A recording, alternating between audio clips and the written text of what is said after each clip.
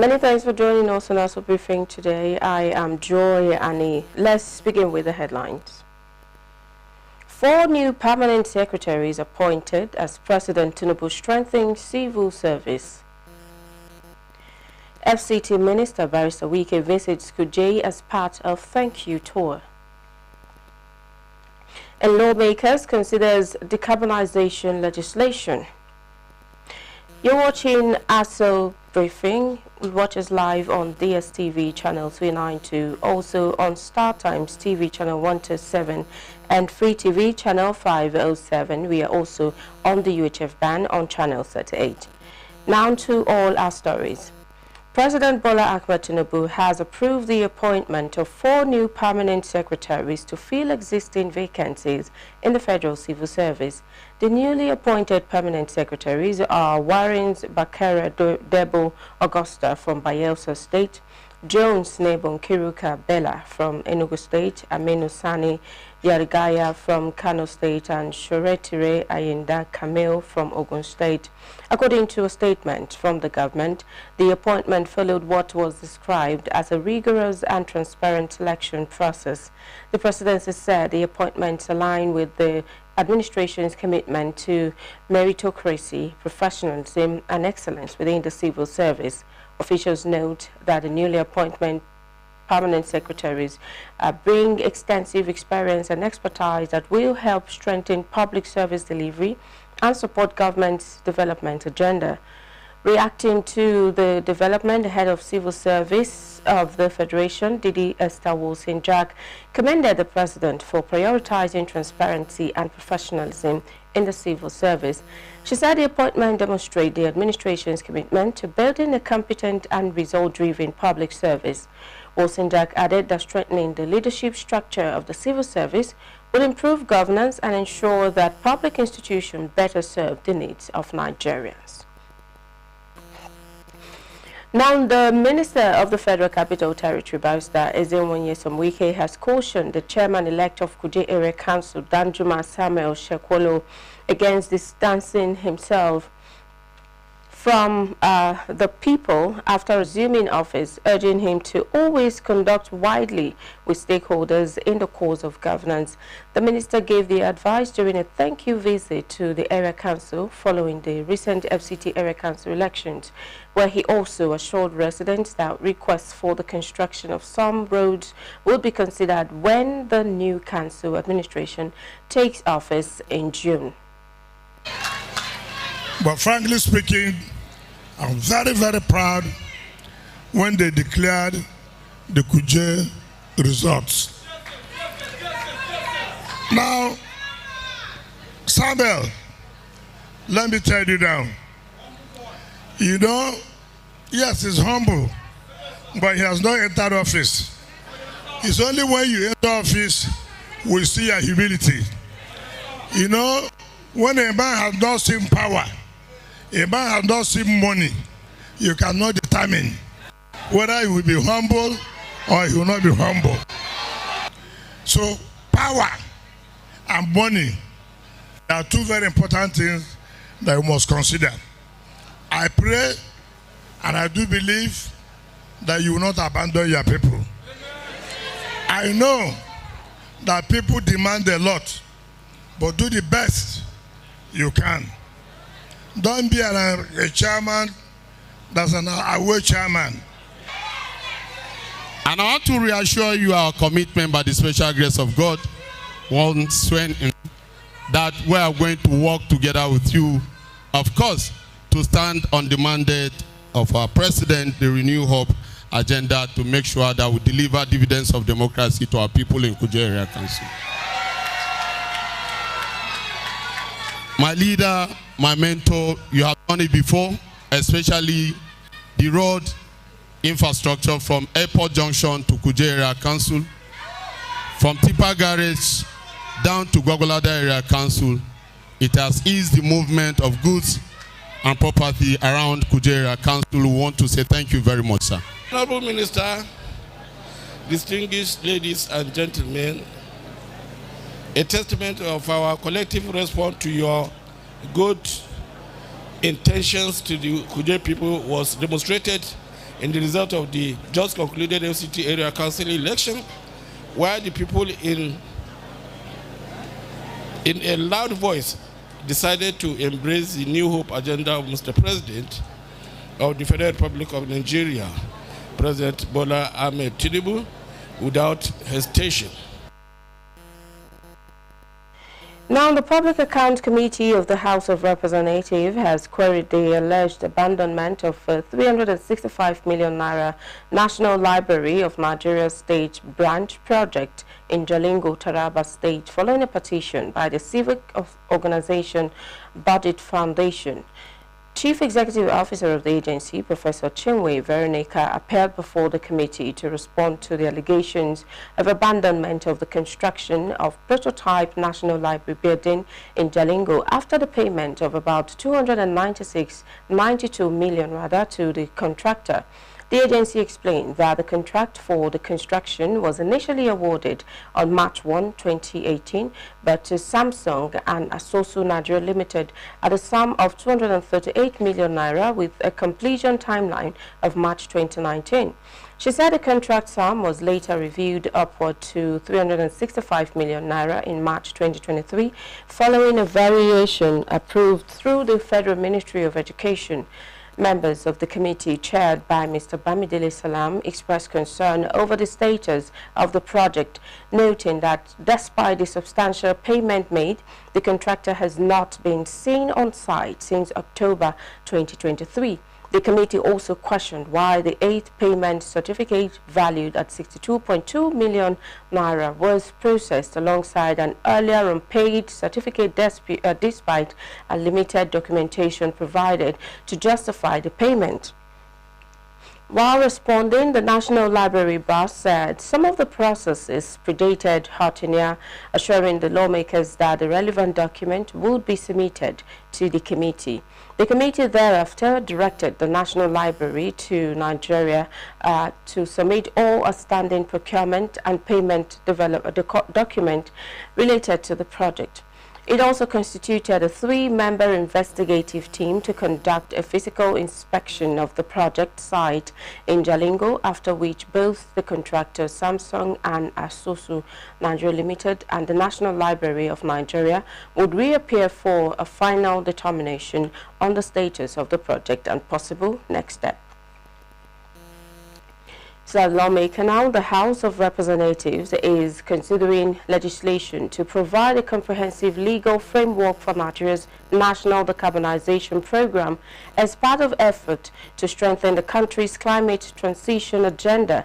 Chairman, House Committee on Mandatory National Decarbonization, Mr. Sesi Wengan, disclosed this while briefing journalists after a stakeholders roundtable on the national decarbonization program in Abuja. He said although Nigeria already operates under the Climate Change Act 2021, the proposed National Decarbonization Bill is intended to complement existing initiatives and strengthen the country's climate governance architecture. The lawmaker revealed that the bill already passed first and second reading in the House and expected to proceed to a public hearing before the end of the month. Speaking also, lead consultant to the ad hoc committee on the National Mandatory National Decarbonization Program, Mr. Akintoye Akindele, said the roundtable was organized to ensure that all relevant stakeholders contribute to shaping the proposed legislation. And now, Speaker of the House of Representatives, Dr. Abbas Tajuddin, has warned that any poorly planned ban on single-use plastics could disrupt livelihoods and destabilize industries that rely heavily on plastic materials, cautioning against abrupt policy decision in the push to tackle plastic pollution. Speaker Abbas gave the warning when declaring open a public hearing organized by the House of Representatives Ad Hoc Committee on preparedness for the single use of plastic ban in Nigeria at the National Assembly.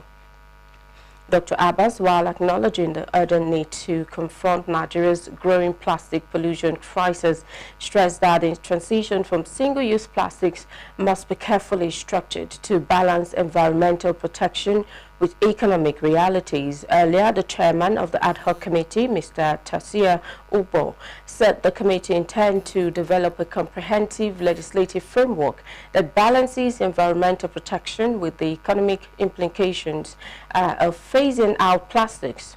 He said the committee aims to develop a uniquely Nigerian solution capable of moving the country away from the traditional linear take, make, dispose economic model towards a circular system that promotes reuse, recycling, and sustainable innovation.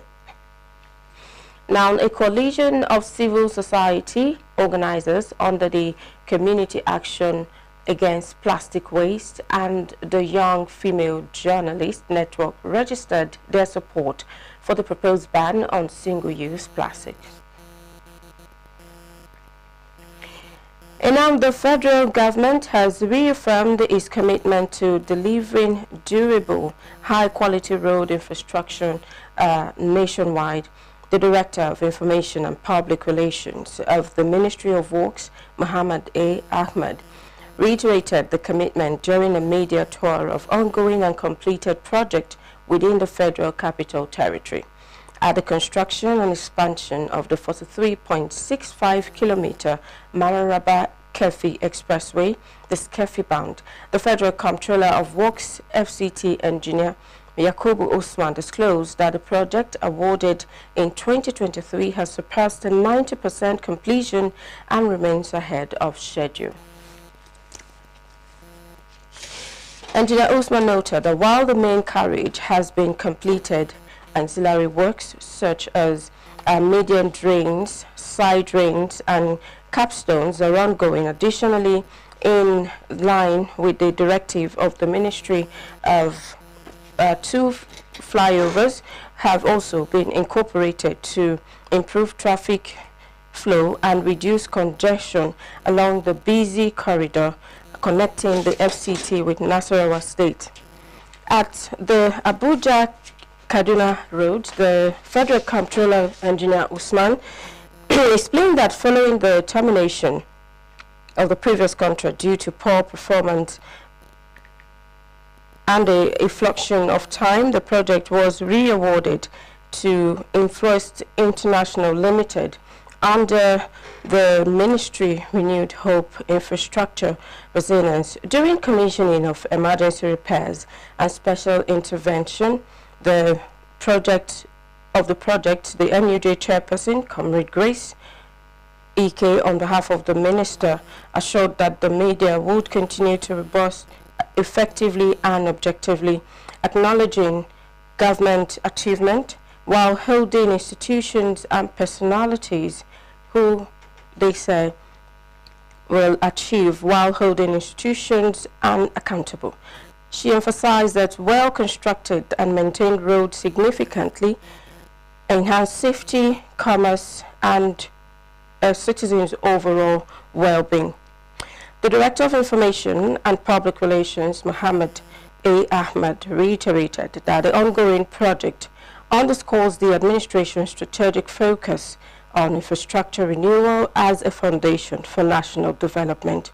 He assured Nigerians of the ministry continued monitoring, strict quality adherence and assurance process, and commitment to the timely delivery of all reports.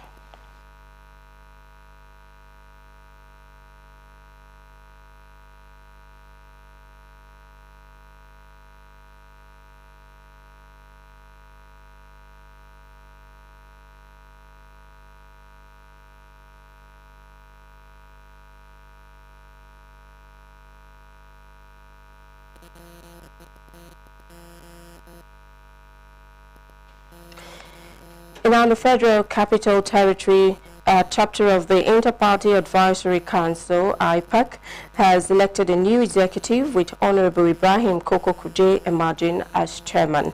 Speaking after taking the oath of office alongside other members of the executive, the new chairman, Honorable Ibrahim Koko Kuje, commends the Independent National Electoral Commission, INEC, for its support and cooperation in ensuring a smooth electoral process that led to the emergence of the new leadership.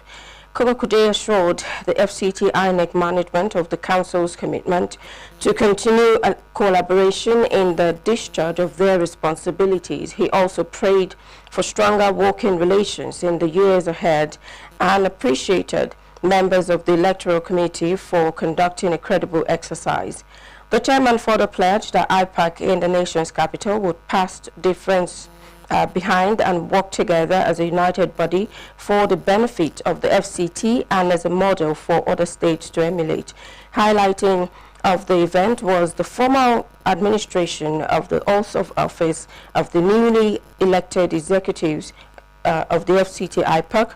Correspondent Abdullahi Mukhtar reports that IPAC is the umbrella body of registered political parties in Nigeria, especially to promote free, fair and credible elections, as well as deepen democratic governance in the country.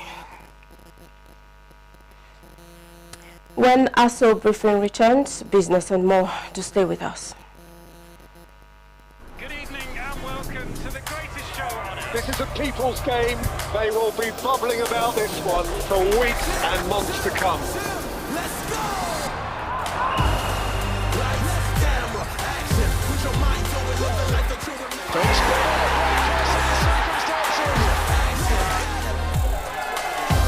Stay connected. Stay with us, starting from Yanga and Jolly.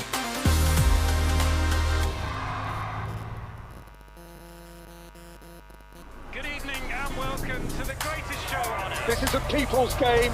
They will be bubbling about this one for weeks and months to come. Let's go! Lights, camera, action. Put your mind to it, live the life that you remember. Don't score.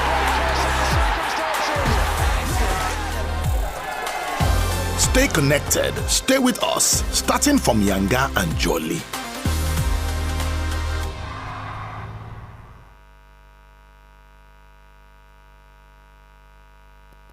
Many thanks for staying there. Now to the rest of the story. The Nigerian Meteorological Agency has released its weather outlook for today, Friday 6th. In the northern states, residents should expect sunny skies with hazy conditions throughout the day. Dust haze is also expected, which may reduce visibility in some areas. Across the central region, including parts of Benue, Kogi and Kwara states, the morning will see sunny skies with patches of cloud, while other areas will experience sunny but hazy conditions.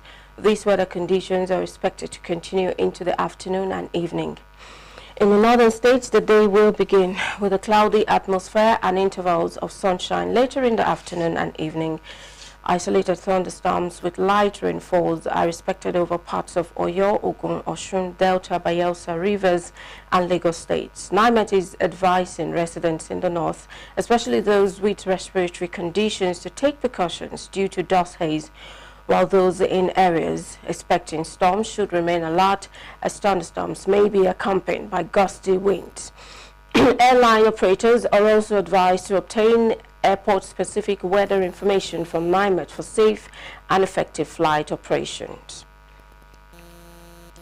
Now, the federal government has reiterated its commitment to strengthening the integrity of academic records and improving institutional compliance across the education sector as part of broader reforms aimed at safeguarding the credibility of the country's educational system. The Minister of Education, Dr. Maruf Alausa, disclosed this during his keynote address at the National Capacity Building Program for School Representatives, organized to support the implementation of the Nigerian Education Respiratory and Data Bank. Oluchi Desinta Okore reports. Addressing participants, the minister underscored the importance of reliable data in governance and policy making.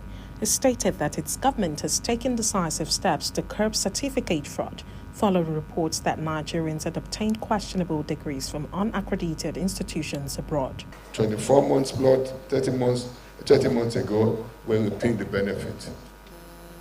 For the first time in almost 40 years, we have stabilization of our exchange rate, our economy continuing to grow in a robust manner. Nigeria today contributes it's one of the 10 leading countries that contributes to the global GDP. You have a president that inherited the country. I think the president deserves a round of applause. According to the minister, NERD is a strategic national infrastructure designed to digitize, standardize, and authenticate academic records across tertiary institutions in the country. Compliance with national standard is not optional. It is statutory. To protect institutional autonomy, the federal government approved that 40% profit sharing from the credential verification services reverts back to the institution of origin. In his remarks, the NERD CEO, Engineer Tunji Ariyomo, described the initiative as a crucial step towards preserving Nigeria's academic knowledge and history, noting that many valuable academic records and research output in Nigeria had historically been lost due to weak documentation and preservation systems. Looking into the future and seeing that we have a need as black people, if we do not want to perpetually depend on what they do, they serve us. Economy and economic strength is no longer a function of the resources you have. It is a function of the knowledge you have and that you are ready to put into the world, put into use for the purpose of productivity. The federal government reiterated its commitment to crack down on fraudulent credentials and renewed efforts to strengthen oversight of tertiary institutions. Aluchi Jacinta Okorie, Aso Television News. A Toyota Corolla LA vehicle knocked down 3 pedestrians near the office of the FCT Emergency Management Department, FEMAD, at Asokoro. One person lost his life during the incident, while 2 others sustained injuries. The incident was reported to FEM at about 10:45 a.m. yesterday. According to the head of FEM Search and Rescue Team, Mr. Monday Adie, the incident occurred when the driver of the Toyota Corolla lost control of the vehicle following brake failure. The Toyota Corolla vehicle rammed into 3 pedestrians before coming to stop after it hit a police patrol van. 2 of the survivors of the incident, Nicholas Daduo Male, a staff of the High Court Central area, and Ernest Male, a resident of Akpabio Asaka Street, Asokoro, have been taken to the Asokoro General Hospital for treatment, while the body of the 3rd victim, a male, has also been deposited at the morgue of the hospital. Similarly, a road traffic accident along Kuba Expressway has left 2 persons injured. The accident occurred when a vehicle moving at a top speed rear-ended a Volkswagen Golf, pushing it into the road slide gutter. Both victims of the incident have been taken to the hospital. Now, as the world marks International Women's Day, female media practitioners have been encouraged to look out for one another, support themselves, and be each other's sister keeper. The admonition formed the very core of the message at the recently organized program by the Women in Media Development Initiative, WIMDI, to celebrate the International Women's Day. Daniel Obi reports. With the theme, Give to Gain, the event brought together a diverse array of female media practitioners, including both seasoned professionals and the newcomers to the industry. Program facilitators lend their voices to the concept of gender equality and female representation in the media space. We are calling for togetherness. We are calling for women to speak up. Don't die in silence. Speak up. Your voice matters. You are enough. Don't wait for somebody to speak for you. We can speak for ourselves. Okay, so as we know, the theme is Give to Gain, and it emphasizes the fact that women need to be able to be mentors to younger women, find a way to serve in the sense that you are sharing your skills, sharing your knowledge, sharing your abilities to the younger generation, so that we uplift women in whatever sphere that they find themselves. We need equal access to quality health care. That is what justice represents for women. We want to see a society where gender-based violence is reduced or eradicated, but kept at the barest minimum if it must occur. Women are competent. Any woman who runs a home is competent. Any woman who takes care of children, any woman who takes care of the home is competent. So it's not about not being competent enough to have leadership position. If you feel, especially in politics. The program stressed the need for continuous capacity building in the ever-evolving media landscape. The International Women's Day is annually celebrated on the 5th of March. Daniel Obi, Aso Television News.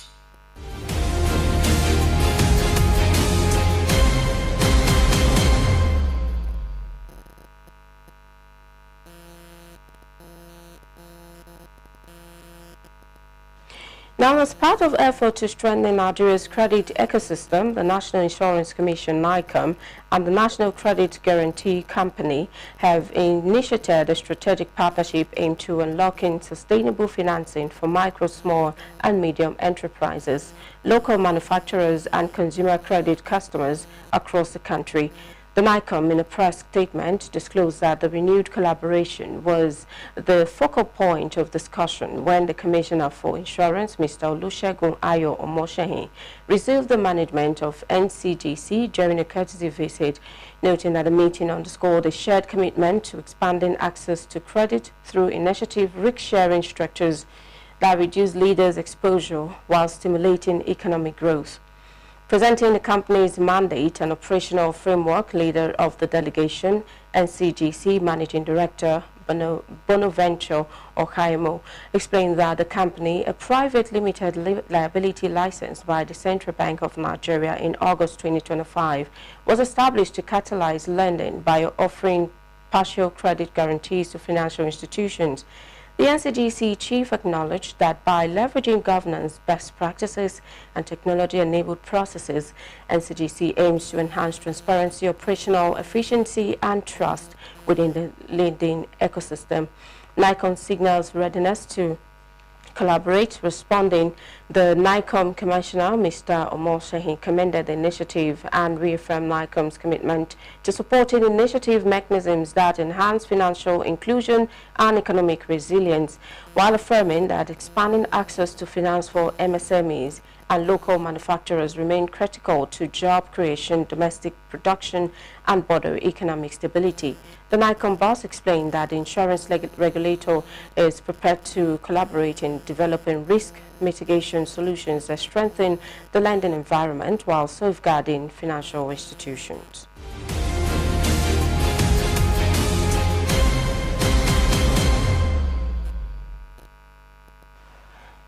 Now, the 2026 Women's African Cup of Nations AFCON has been postponed just 12 days before the finals was set to kick off in Morocco. The Confederation of African Football, CAF, in a statement released yesterday, said it was rescheduling the tournament for July due to what it described as unforeseen circumstances. The tournament, which this year doubles up as a qualifier for the 2027 Women's World Cup in Brazil, was scheduled to be held from 17th March to 3rd April. Morocco was set to stage a third successive edition of the finals, but reports of a potential hosting change had created anxiety among players and fans in recent weeks. Speculations about the country's willingness to host the tournament increased after the chaotic scenes that played out in the 2025 men's AFCON final, which Morocco lost 1-0 to Senegal in a dramatic match at the Stade Moulay Abdellah Stadium in Rabat. CAF said the decision to postpone the tournament was taken to ensure the success of this important women's competition. The tournament will now be held from 25th July 16 August to, it said, stating that preparation for the tournament are underway. It did not indicate whether host nation would change. But that's much we can take on Aso Briefing today. Thank you for watching. I am Joy Annie. Good afternoon.